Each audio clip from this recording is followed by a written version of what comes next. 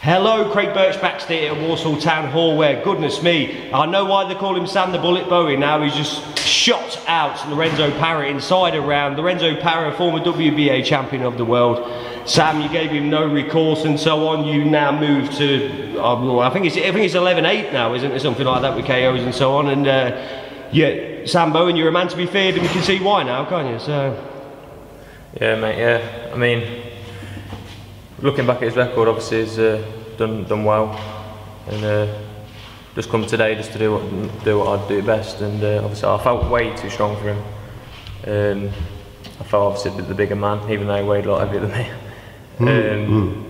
But yeah, obviously I caught him with a body shot early on, and I obviously took it out of him. That's what he just said. It took it out of him, and then obviously just carried on, over-strengthened him, and then he just couldn't act the power. Yeah. There's one or two critics that will say, like when anybody's going on a tear and the rest of it, this guy's a flyweight champion, he didn't belong at that level and so on. Anthony Joshua's had this criticism as well. He couldn't knock anybody out without anybody sort of criticising that, but you're just doing what you're doing, aren't you? So yeah, I can only box who was put in front of me. At the end of the day, he weighed nearly half stone everything on the scales originally, so like I said, the weight don't matter to me. I'll box anybody, and well, like I say, I outstrengthened him. I'm naturally big for the weight, and I feel really strong for it. I felt strong as an amateur at a much heavier weight, and I obviously brought the strength down to super feather, and I met the weight fine. And like I say, I bring the power down and bring it into the ring, and I feel good. Yeah, just let me put forward the facts as I see it as well. You were mandatory for the Midland Super Featherweight title. You contested by Leon Woodstock and Paul Holt. That belt was declared vacant, which none of us could understand, but it was declared vacant because you were the mandatory and you didn't get to box for it. Craig Potson, I believe, I've seen it, the board notices,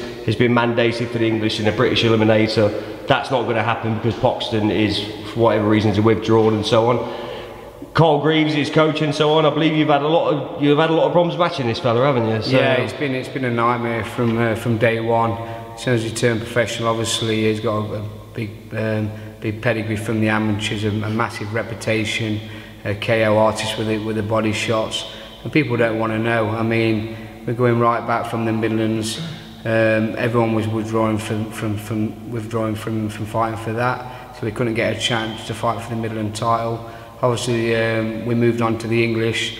We let the Midlands become. We let Paul Holt fight for the Midlands title. He won it, and then obviously Sam was his manager, so and he wouldn't fight Sam, so they stripped him and made the title vacant for him to box Woodstock. So then we moved on to the English. Zelfa Barrett withdrew, George Duck withdrew, Michael Devine withdrew, and now Craig Poxton's withdrawn. So there's going to be no other reason why the board can't make him manager for the British title. People's going to say he hasn't had the hard learning fights to get there, but he's just taking people apart, and even in the gym sparring he's doing the same. So we're not worried about that. We're not worried about people saying he entered the rounds to get there and the pedigree, because he's got the pedigree from the amateurs.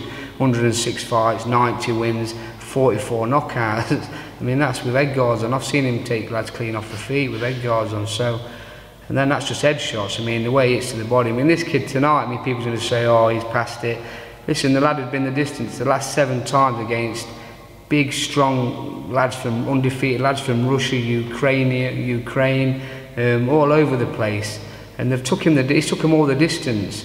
But Sam's first body shot tonight just took him out of the game, and he didn't want to know. So to me, that's a great win. Forget his past and all that.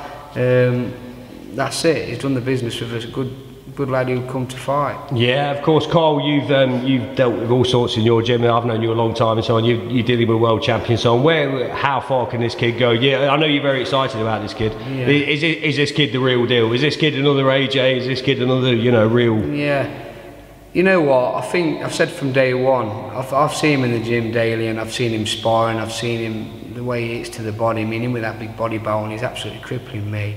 I mean, the way he is to the body, I mean, I just can't see any super featherweight be able to take. Is this guy the modern day Ricky Hatton? Yeah. I mean, he hasn't got the flash and the elusiveness. He's just good at what he does. His engine's unbelievable. His fitness levels. But he hasn't quite learned the game completely yet, though, has he? There's things left to teach him. But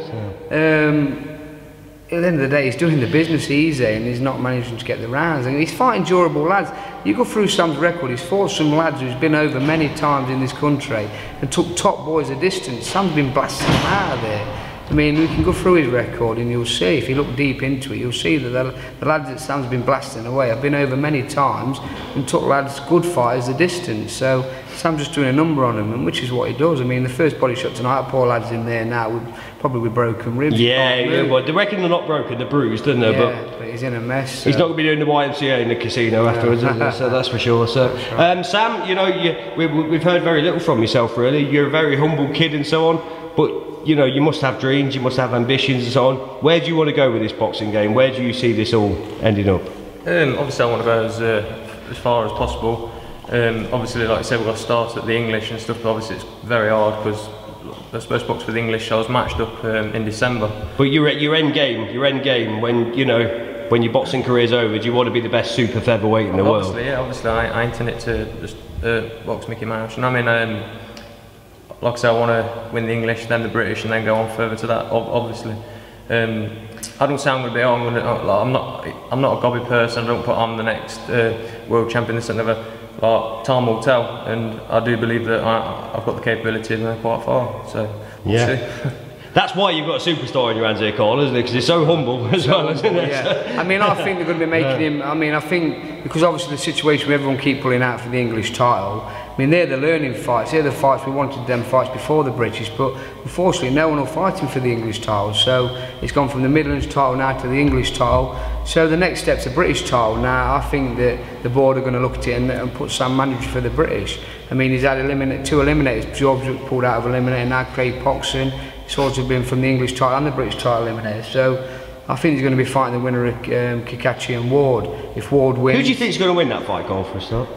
You know what, early doors I think Kikachi's very dangerous. He's got a lot of power, he's big for the weight. But Martin's got good pedigree from the amateur, a very good boxer. And he might turn a bit like the Andy Townsend fight, where Andy Townsend had the power. Yeah. Everyone was saying if he catches Ward, he's going to knock him out. But Ward did a good job on him and boxed smart, boxed his head off, used the ring. He's been looking a bit more vulnerable lately, Martin Ward. He hasn't been looking as good as he has done in the past, but I think he fancies this, and I'll pick him to probably win later on points. Right, okay. Perfect world. Your man ends up there with Ward. What do you tell your man against how to deal with someone like Ward?